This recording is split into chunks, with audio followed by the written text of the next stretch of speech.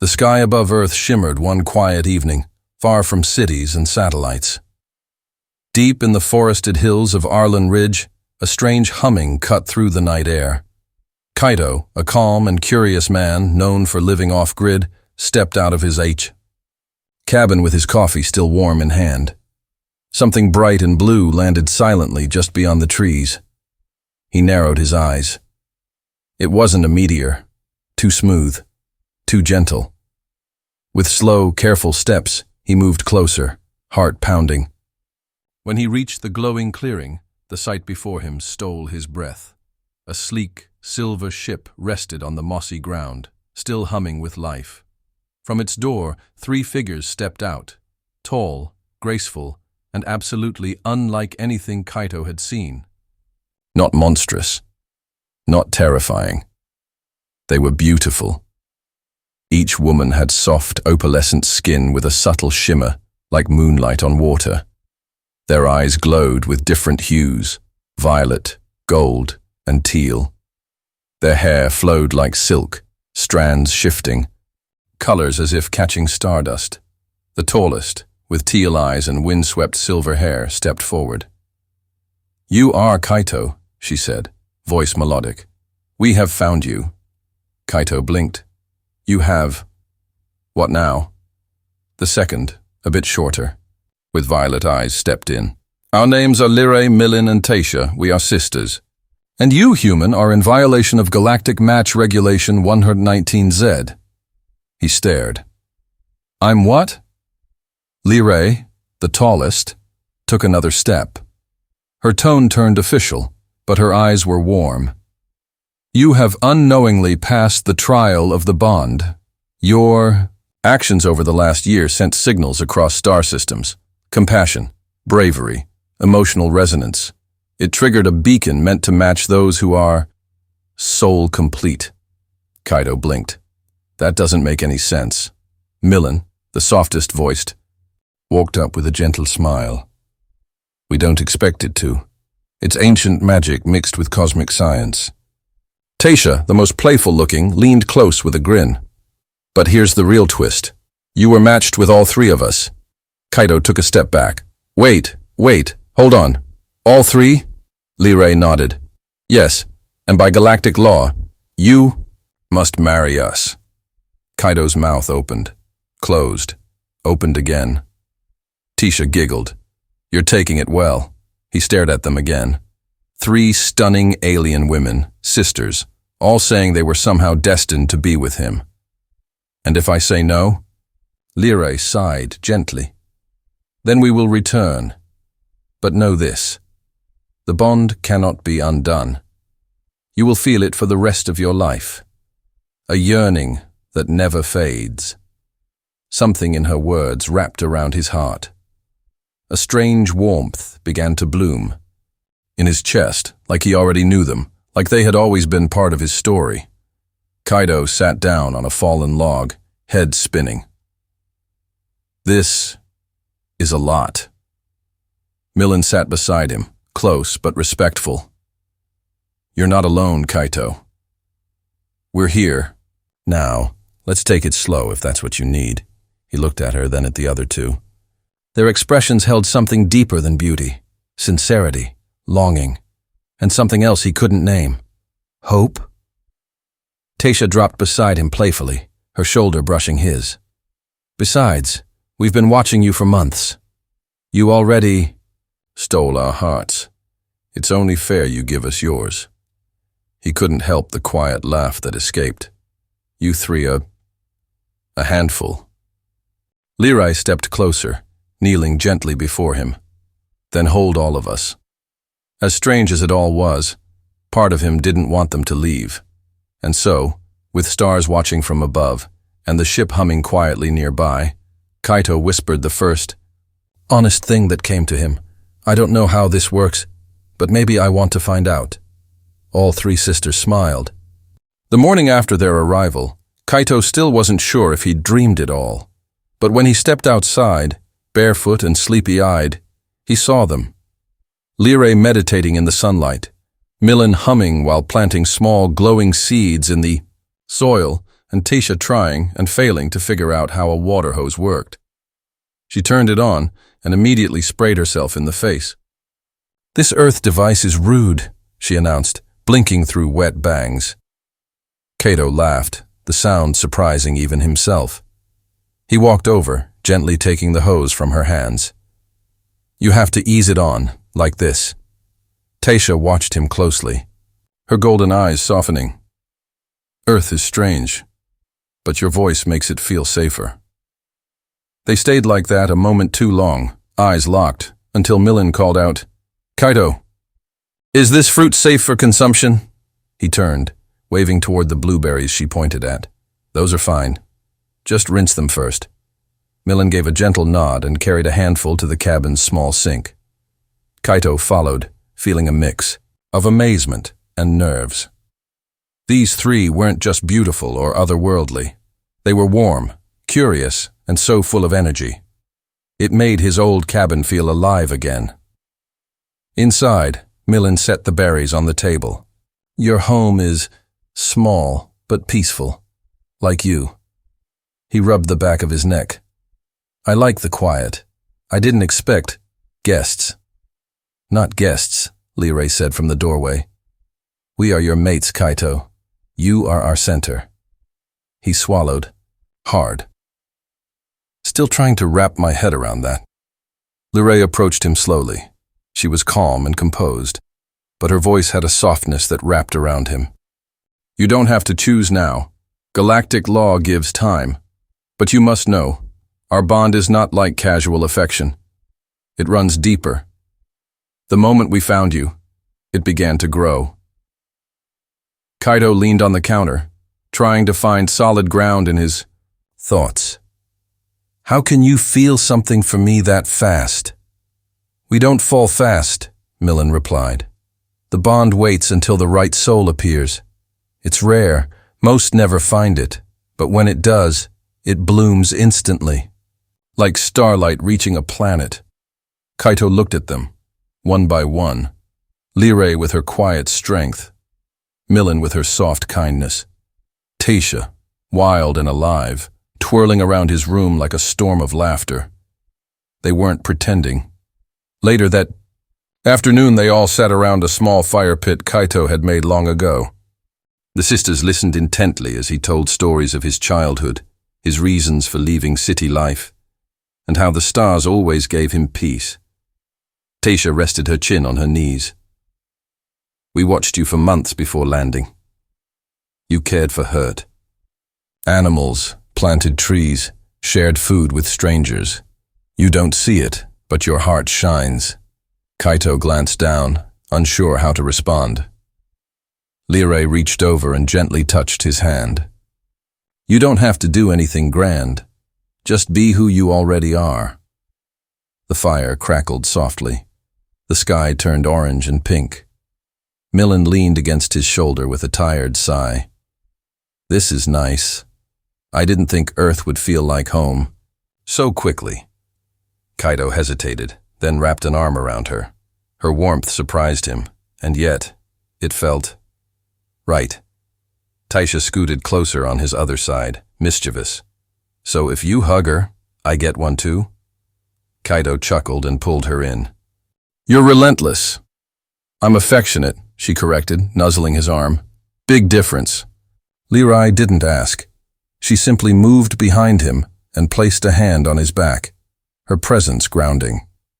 Kaito sat there, surrounded, confused but comforted, not knowing what tomorrow would bring, but finally not afraid of it. As the stars blinked, awake in the sky above, the four of them sat together in silence. A human and three alien sisters, beginning something that none of them could fully explain, but all of them could feel.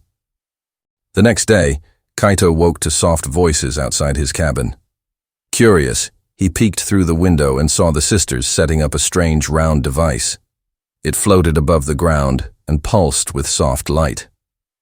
Tasha noticed him watching and waved. "Come out, sleepy human. We brought something from home." He stepped outside, rubbing his eyes. "What is that thing?" "It's a bonding sphere," Lee explained, her tone gentle. It helps us share thoughts, memories, and feelings safely. No pressure to use it, but it can help us understand each other faster. Kaito raised an eyebrow. Is this like alien therapy? Tisha laughed. Only if therapy involves kissing afterward. Millen's cheeks turned a soft pink. Ignore her. She's teasing. Kaito smiled despite himself. Okay, so how does it work? You sit inside, Leroy said, and we join you, one at a time. It creates a shared memory space. You'll feel what we feel and we'll feel you. It sounded risky, intimate, but also strangely beautiful. Kaito stepped forward. All right, I'll try it. One at a time, though. Let's not overload my poor human brain. Taisha pouted. Boring, but fine. He sat inside the circle. It hummed softly under him. Leroy was the first to join. She sat across from him, closed, her eyes, and placed her hands over his. The world shimmered. Suddenly, he was somewhere else, floating above a field of crystalline trees beneath a twin-sun sky. He felt what Leroy felt, her discipline, her fierce loyalty, her hidden longing. She had trained as a star guardian, sworn to protect her people. But beneath all that strength, there was a quiet ache, a deep loneliness. And when she saw him, truly, saw him in the memory, something changed inside her. A soft light flared and her heart opened. The vision faded. They were back in the clearing. Kaito blinked, stunned. You saw it? Leroy asked softly. He nodded. Yeah, I felt it. Everything. You hide so much under your strength. She gave him a rare smile. And you have oceans of kindness beneath your silence. Next was Millen. She touched his hands gently, and again the world changed. This time, he was standing in a glowing library made of stars. It was Millen's mind, gentle, careful, filled with wonder. He saw how she always tried to heal others with her words and touch, how she hated conflict, but would stand between danger and those she loved. He felt how she looked at him, like he was the answer to something she didn't know she'd been asking. When they returned to the real world, she had tears in her eyes. Thank you for letting me show you. Kaito brushed a thumb over her hand without thinking. Thank you for trusting me. Then it was Taisha's turn. The moment she took his hands, the sphere glowed hotter, brighter. His senses exploded. Her memories were wild, chaotic, full of laughter, starlight chases, dances with fire and wind. But deep in her heart was a fear of being forgotten. Of being the fun one, but never the one kept. In the vision, she held Kaito's face and whispered, "Please don't let me be the one you leave behind." The real Taisha opened her eyes and blinked fast. You weren't supposed to see that part. He touched her cheek gently. I'm glad I did. She leaned into his touch, voice softer than ever. You feel like home, even if I don't know what that really means yet. When they finished, the bonding sphere dimmed and slowly lowered to the ground. Kaito stood, heart full and heavy at the same time. He had seen into their souls, and they had seen into his. There were no more walls between them now.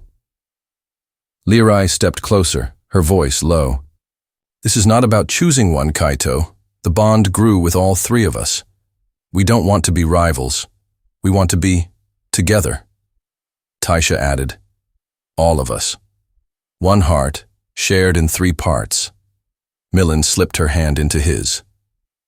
You're not alone in this, Kaito. We're with you. He looked at them. Three sisters from another world, glowing with love that felt more real than anything he'd known. His voice came out hoarse, but sure. Then let's figure this out. Together. That night, rain fell gently over the forest, tapping against the roof of Kaito's cabin like a soft lullaby. Inside, a quiet warmth filled the small space. The fireplace crackled, casting flickering orange light over wooden walls and the four souls seated around it. Kaito stirred a pot of stew, while Tasha tried to balance a spoon on her nose. Millen was reading one of Kaito's old Earth books, Poems from the Mountain, tracing each line with curiosity. Lirai sat nearest to the fire, sharpening a curved alien blade, its surface reflecting the glow like liquid moonlight. It should have felt strange, but it didn't.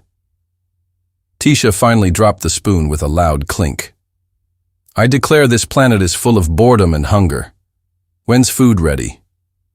Kaito smirked. In about 2 minutes. Try not to starve before then.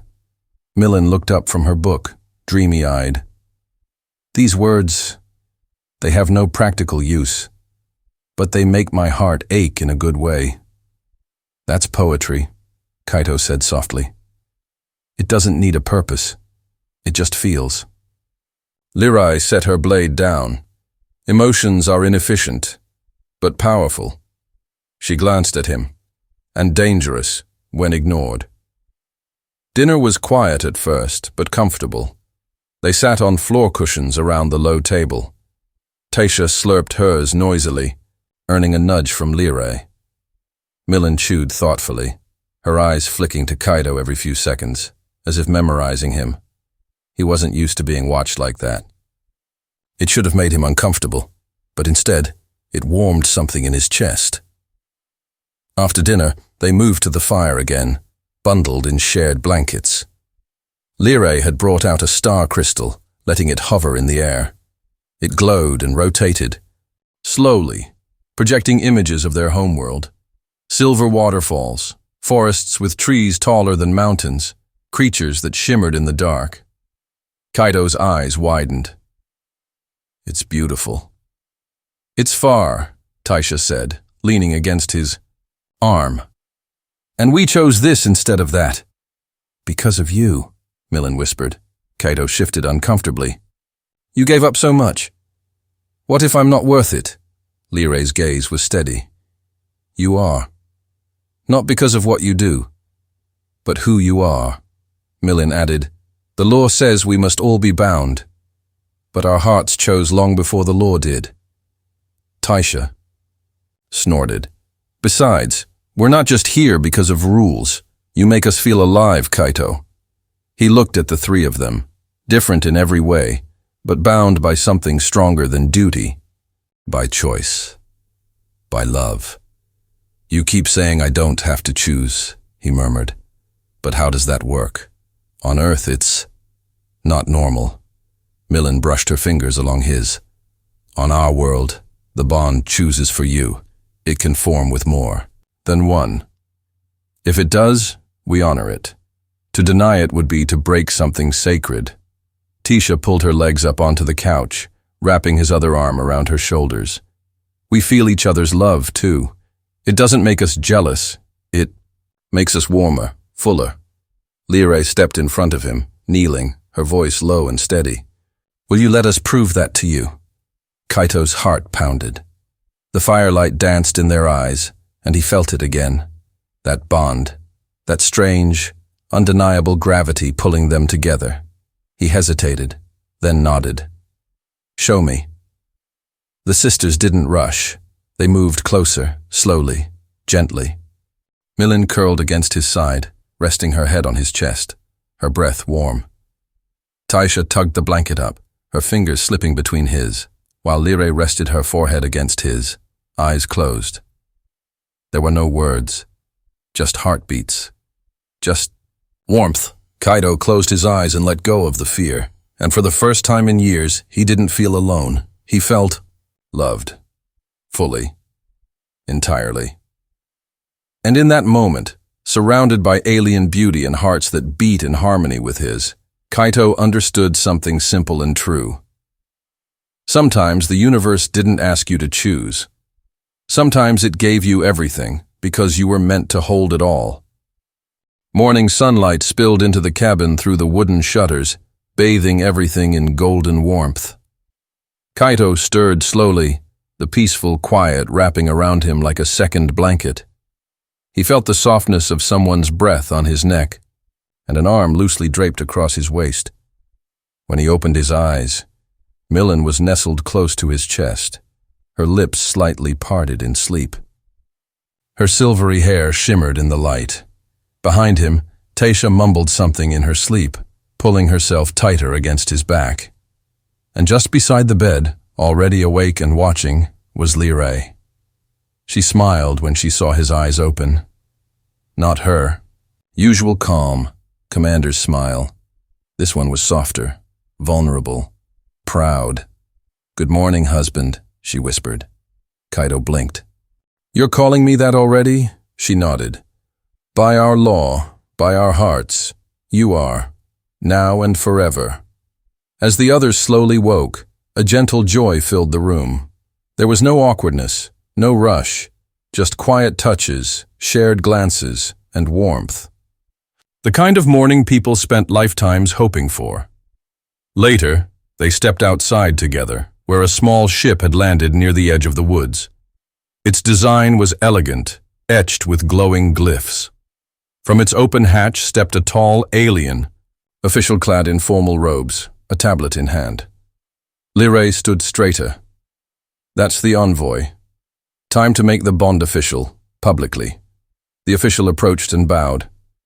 "Commander Liray, Millen the Heartseer, Tasha the Wildspark, and human male, Kaito of Earth. Galactic Union recognizes your sacred tri-bond. As per the decree, this binding is voluntary, but irreversible. Do you all consent?" Tasha stepped forward first. "He's my starlight. I consent." Millen smiled, eyes misty. "I've waited lifetimes for this feeling. I consent." Liray turned to Kaito, her voice steady. "What about you, Kaito? No force, no pressure. Only if your heart says yes." He looked at them. 3 women who had bared their souls to him, stayed in his strange wooden home, held his fears, and shared their love without limits. He stepped forward. "My heart," he began, "says I'd be a fool to say no. I consent." "To all of you." The official nodded, tapping the tablet. A glowing symbol hovered in the air, spinning slowly. Each of them reached out and touched it. It vanished, marking the bond complete. Cheers erupted from the trees nearby. Kaito hadn't noticed before, but a group of locals, humans and aliens both, had gathered to witness the moment. A few clapped, others threw flower petals in the air. Tasha squealed and grabbed his hand.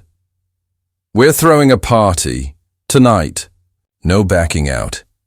Liray raised a brow. "I suppose I can allow a celebration." Even Millen laughed. "Let's dance until the stars rise." That night, lanterns glowed among the trees. Music played from both alien flutes and human guitars. Kaito found himself pulled into dances, into laughter, into moments where he could barely believe this was his life now. And as the stars rose high above the forest, he stood with his 3 wives. Yes, wives, beneath the wide sky. "Do you ever wonder," he murmured, "how all of this even happened?" Liray took his hand. "No, I only care that it did." Tasha kissed his cheek. "You're ours now. Forever." Millen whispered. "And we're yours. All of us. Every heartbeat." Kaito looked at them, his home, his universe, and smiled. Sometimes, the galaxy didn't ask for perfection. It only asked for love that dared to cross stars, traditions, and even logic itself. And in that love, Kaito had found something not even Earth could offer. A family, written across the stars, bound not by rules, but by hearts that beat as one.